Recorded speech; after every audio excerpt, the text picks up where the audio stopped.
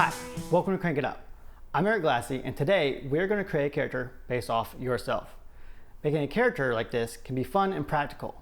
You can use this character in a modern day zombie campaign to see how well you'll do if the undead ever rise. It might make you rethink rule number 1. This is also a good exercise in understanding how other characters you have created compares to you. It kind of gives you a benchmark of what is realistic and possible. We're going to start with stature. This is by far the easiest primary attribute to figure out. It has your height and weight. But we're going to go off the height because weight can vary. At 5 feet 11 and a half inches tall, I should round up to 6 foot. But I don't want to sound like I have a Napoleon complex, so I'm going to round down to 5 foot 11, which puts my stature at 24.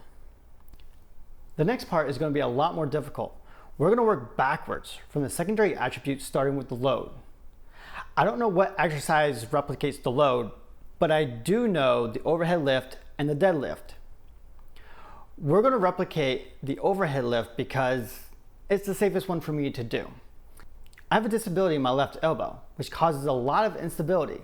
So we're going to use one of the weightlifting machines for my safety and for the safety of those in the gym. Now the machine I'm using is more of a bench press and less of an overhead lift.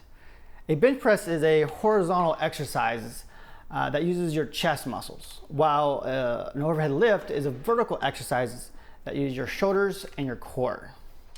As you can see, the highest I can lift is 110 pounds. Now my load would be half of that, so that brings it to 55 pounds, which means I have a 0 damage modifier, barely.